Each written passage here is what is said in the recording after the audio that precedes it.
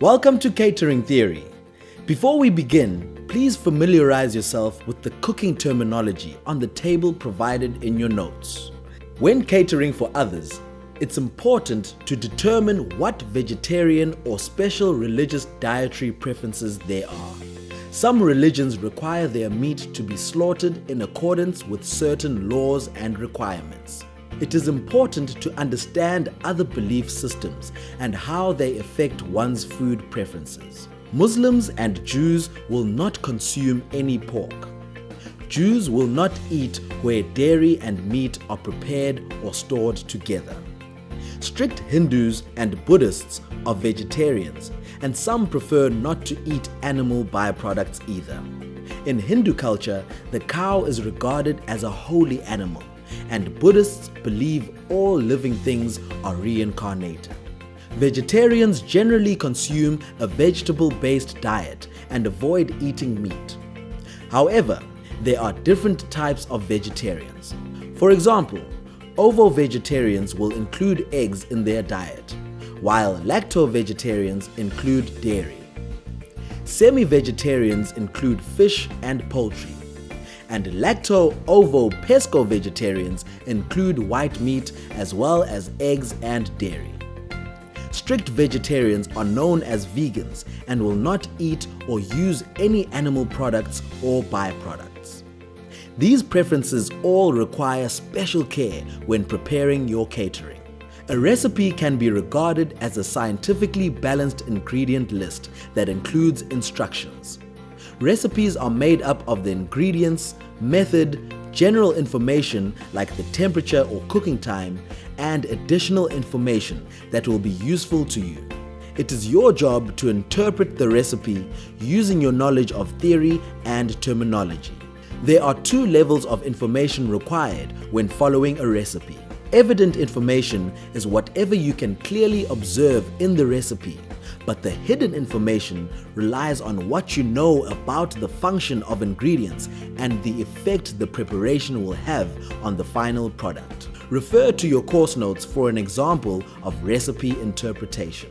A standardized recipe is written in a specific format and aims to ensure product and cost control. These are used at large catering establishments with high staff and product turnover.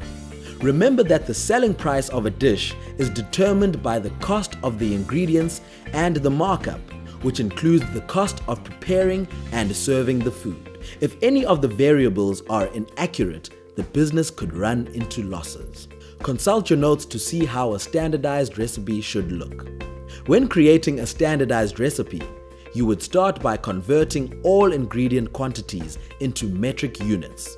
Similarly, references to cooking temperatures must be converted to the Celsius scale.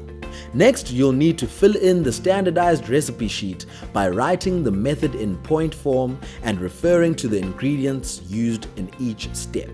When costing your recipe, you should follow certain steps to ensure accuracy. Remember that mistakes can be costly to the business. Consult your notes to see how quantities are increased or decreased using a conversion factor. Your notes will also show you how to work with the recipe cost equation and the selling price equation. In the kitchen, there are two important measurement types you will need to use. These are ingredient measurement and portion measurement. When measuring the weight of ingredients on a scale, it is important to acknowledge the difference between AP, as purchased, and EP, edible portion. These will differ as the EP is the weight of the ingredient once all the inedible parts have been removed. In any kitchen, you will be expected to know the names and uses for all the equipment. In your notes, there is an extensive table of equipment that you will need to learn. For example, you will be expected to know which knives are used for cutting, slicing, chopping, deboning, and filleting. When cooking, it is also necessary to know what method to use and the effect it will have on the end product. We categorize these methods into moist heat methods and dry heat methods. An example of moist heat method is anything that uses boiling water to cook the ingredients, like making a stew or soup. Dry heat methods do not use water, but include frying in oil or baking in the oven. This concludes our basic summary of catering theory.